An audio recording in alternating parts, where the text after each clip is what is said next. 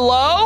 Oh! Oh! Hey friends, I'm happy you're here. It's time for another scary adventure. Today we're playing a horror game called Let Me In. There's a strange man at our door, and he wants us to let him in. And then at the end of the video, after the gameplay's done, we're gonna get some time with my cat, Chester. Before we get started with the game itself, though, let's talk about something. If you're somebody that's dealt with things like betrayal or cheating, etc., I hope you know not to blame yourself. I think when someone has deeply hurt you in a way like that, it's very easy to go, what did I do wrong that caused them to do this? They wouldn't have done this if there wasn't something wrong with me, right? And no, that's not it at all. You don't bear that responsibility. You are not responsible for the decisions that somebody else makes, especially when those decisions hurt you. Sometimes there isn't a reason for betrayal that makes sense, but that doesn't mean that you need to fill that hole by blaming yourself. Time heals, but in the meantime,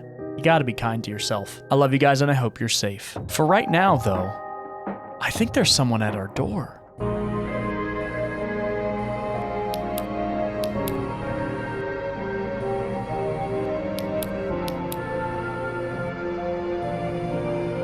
And let's begin the game. Okay. Us. I miss you. If only I could stay at home that night. I don't know where you are, but I believe you're alive. Somewhere. A partner, perhaps? I don't know how much time has passed since your disappearance. I lost the feeling of time. I don't know what happened to you. The only thing which helps me to live day by day is memories. Memories about you.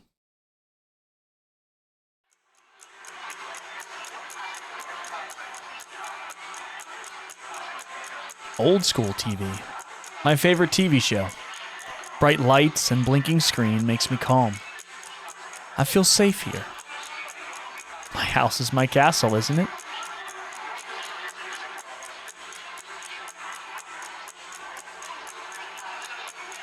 Sick consciousness is this character. So is this like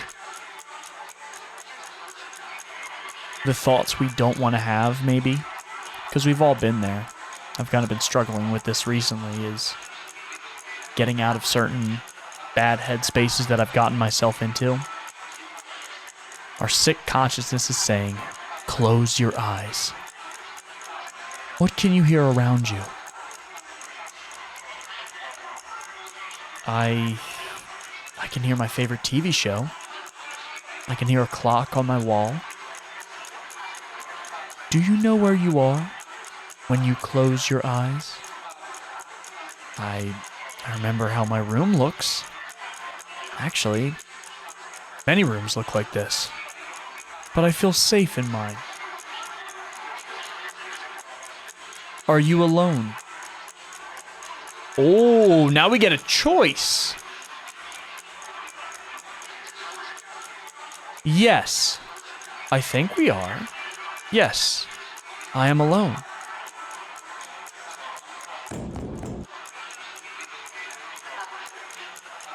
It was 2:10 a.m. when somebody knocked on my door. If you get a knock on your door at over 2 in the morning, past 2 in the morning, that's not a good sign. Who can it possibly be? I need to check it out. Okay, up we go.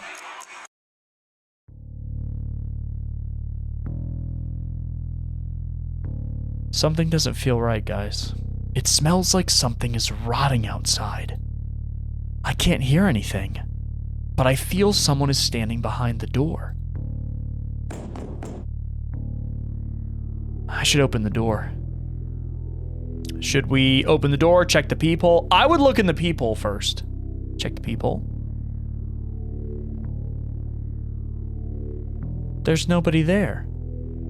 However, I felt like the smell of rotting gradually increased and moved behind my back.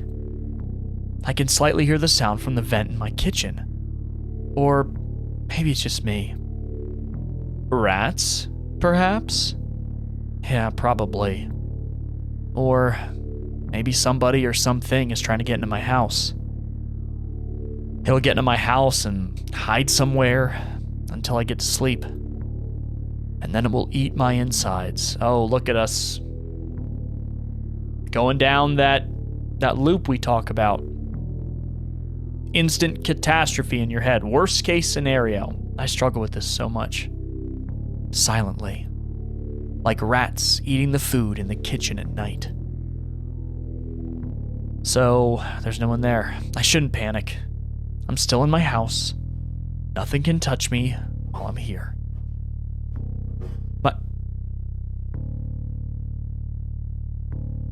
My house is my castle. I feel safe here. Oh, let's open the door and check. There's still no one behind the door. I could still feel the smell of rotting. Perhaps somebody who was standing behind the door found another way to enter my house? People think that bad things hide in the dark. I don't think so. I feel safe in the dark. Now I can go back and watch my favorite TV show. Next time on Dragon Ball Z. My favorite TV show. Bright lights and blinking screen makes me calm. I feel safe here, even in the dark. Close your eyes. What can you hear? I hear my favorite TV show. I hear a clock on my wall. I can hear footsteps slowly coming from the kitchen. Hello? I can feel the smell of rotting. It was 2:30 a.m. when the guest came. Oh, are you in front of my TV? The guest? Bad ending. Who's the guest? So somehow he got in our TV? Or in our house? What, through our TV? I don't know. I have no idea. This time we're just gonna open the door when we see the knock. No checking the peephole. So nobody here? The smell of rotting became even stronger. What hides in the dark? Who decided to visit me?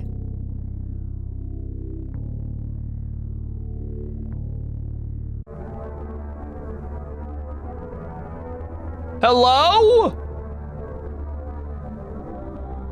The mobile gamer? I apologize for disturbing you. This night seems to be very calm. Who are you? Why did you come to my house? This guy looks like trouble, considering he's like Gumby, basically. I apologize. I usually walk here and there at nights, looking for somebody to visit. Some people close the door in front of me. Well, that happens. I prefer to knock before I enter normally. Yeah, we know you enter without being let in sometimes. There are so many doors and so many people. So many lost souls. What? What are you, the Grim Reaper? Some doors are easier to enter. Some souls do not care. Some people are kind enough to let me in. Such people usually are friendly too. Guests. I like to visit people at their houses when they are alone. But when the night ends, I prefer to hide in the dark, where nobody can find me, until the next calm night, when I can visit more people. Okay. If I wasn't suspicious of this guy before, now consider that multiplied by 10. People who are kind to guests. Okay. Allow the gamer to enter, tell them to leave, or say my wife was kind to guests. We'll allow them to enter. I'm glad. Thank you. You are kind to guests. Perhaps I can enter normally now. As opposed to the other way. It was 2:30 a.m. when the guest entered my house. Don't tell me I get the same ending. Oh, he's over there at the left. Ooh. Oh, he's creepy. Can I take a seat? Yeah, sure, buddy. I appreciate. Oh, you don't want to watch TV with me? Why are you over there? Oh. He makes me nervous. You look like a very silent one. You don't speak too much.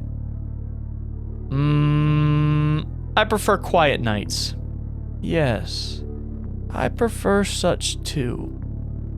I like quiet, calm nights when nothing happens. So calm. So much time for visits. I like such nights. It feels like many people like them too. It's like he's trying to have normal human conversations, but it's not coming across that way, right? People also like moments, a piece of time which feels important for them. As important as gifts. Moments and memories are kind of like gifts if you really think about it. It seems very kind to give gifts to your guests. They're always different, the gifts. Sometimes people who I visit, they don't want to give the gift. But it looks unkind.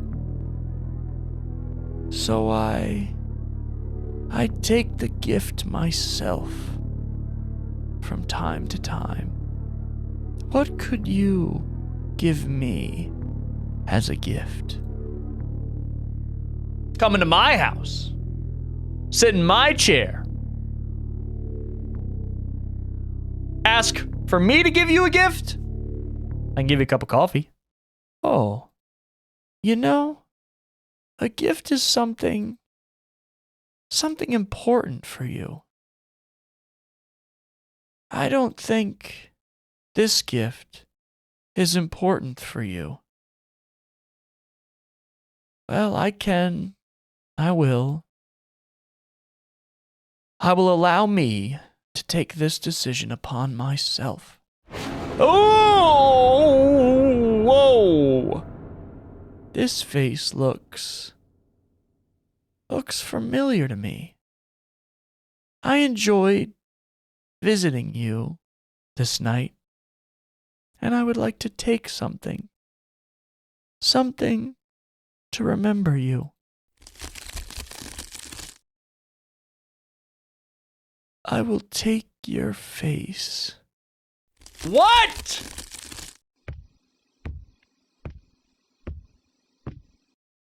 Am I still alive? It was 2:45 a.m. when the guests left.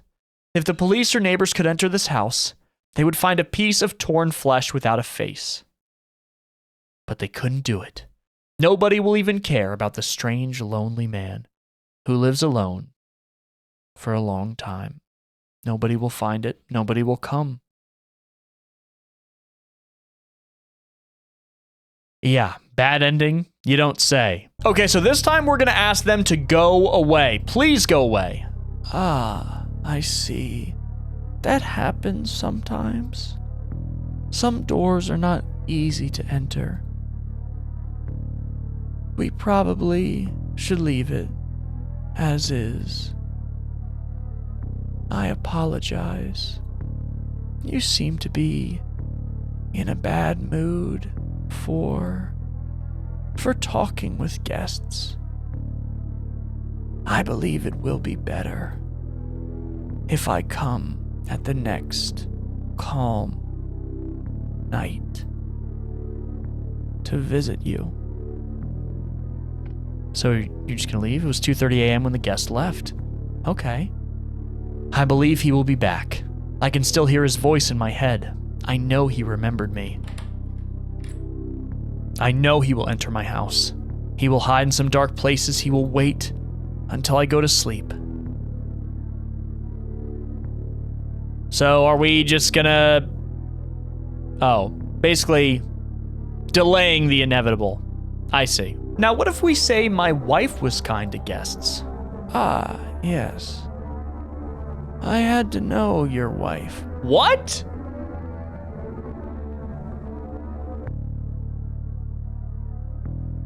Our wife who disappeared, you know her. She was a pretty kind person. You were lucky with your wife. She was so kind to let me in. When I knocked her door, that door was one of the doors which was easy to enter. What did you do? What did you do to my wife? I need to be honest with you. You know what? I am not a good person. I like calm nights, like this one. I usually take kind of a gift when I leave. It seems very kind to give gifts to your guests. They are always different. The gifts, sometimes people who I visit, they don't want to give gifts. But it looks unkind, so I take it myself. Okay, so then this basically brings us on the same path where they come into our home. This time, though, you don't get to sit down. We're gonna say no. Ah, I see. It's not a problem, I guess. You look like a silent one. Okay, we can skip this. I'm gonna say I don't like guests. I see. Sometimes things happen. Things which you don't expect. This hurts me in some way. I feel sad when it happens. I like such nights. It feels like many people like them too. People also like moments. Oh, that's back from the same. We're gonna ignore the question here. You're still silent. I know. Some people they're not talkative with guests. You know, last night I visited a woman with her son. That was a pretty silent visit. One of the visits where they don't find it good to give gifts to their guest. So I had to take the gift myself. I remember those sweet screams. But I didn't do anything bad. I just took my gift. Poor mother was thinking that I would take her son. But that would be too cruel, too wrong. I prefer to think that I'm a kind person. So her son is still in her house, rotting inside of a concrete wall in her bedroom. Huh. Very funny story. I believe she probably still doesn't understand. Where's her son? And why? Why are there so many flies in her room? People are so different. I believe some people think that bad things happen to them because they deserve it, or because they do something wrong. That's not a correct opinion. In fact, bad things are just random events. You never know what will happen in a few minutes or a few hours. When I visited an old man last month, we had a really good conversation. We drank some tea, for sure. This man kindly gave me a very pleasant gift. You know what? Even despite the fact that you're silent and you don't talk much, I enjoyed this visit. I'm glad that I can talk here. Do you like to talk? Oh, do we say yes or not with strangers? I'll say yes. Ah, I see. You're very kind. You're a kind person. It was 2:50 a.m. It was time for the guest to leave. I apologize. I'm going to leave soon. I think it would be kind for you to give me something as a gift. I prefer to think it's kind. It's kind to give the gifts to your guests. What could you give? I'm gonna ignore the question again, because we know what happens if we give him a cup of coffee. Even now, you're silent. Perhaps I made mistakes. I apologize. I should be more polite. Everyone has something important. And what was there something important to you? My wife. I see. I remember her screams when I visited her. You're a monster.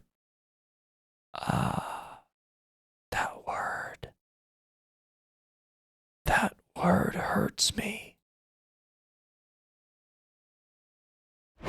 Oh! Are those the words of a rude person, or a person who lives just because of memories? Memories help you to live day by day, without any purpose, without any goal. Only the feel of the fault every night when you try to get to sleep. You think it's your fault.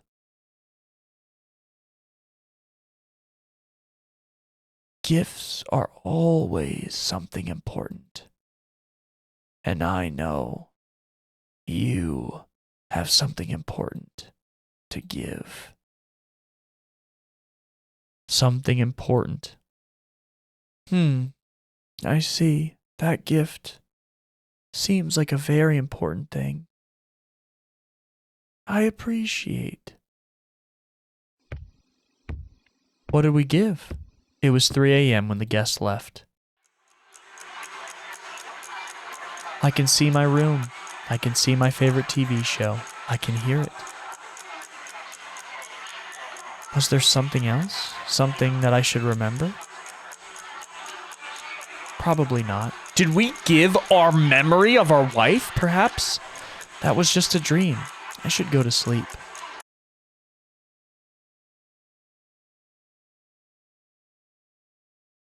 sometimes memories are the most important thing that we have. Sometimes they help us to live, but sometimes it's better to leave everything as is. Wow. And wow. Okay. I want to see if there's anything else, and then at the end, I want to give my full thoughts about what I think is really going on here. So what if we say I am not sure when they're asking if we're alone or not? Looks like absolutely nothing happens. Okay. Okay, I went through the game a few more times, and it looks like we basically got everything. Guys, I really think that the man at the door is not a man. Think about it. This is a being that comes at night when you're alone, late with your own thoughts. Remember our sick consciousness? I think that this is really an example of severe depression. Obviously, this was caused by the loss of his wife, and this is basically how it's manifested. A man at the door that knocks at night when you're alone with your thoughts and you're in a pit and you feel like you can't crawl out of it, and you know he's going to be back the next day. You know those feelings, that despair, that grief is going to be back the next day. And you're worried that one day it might become too much. Him taking a gift with him is not a literal gift. I think it's an example of letting things get so bad and being so deep in a pit that, you feel you can't get out of it, and God forbid the alternative. Especially the loss of a loved one like that ravaged this man's life. And I want to say, I think many of us probably, I know I have dealt with a man at my door. A man that showed up every day, a man that wanted me to let him in. There are times where you don't see a way out of the mental state you're in.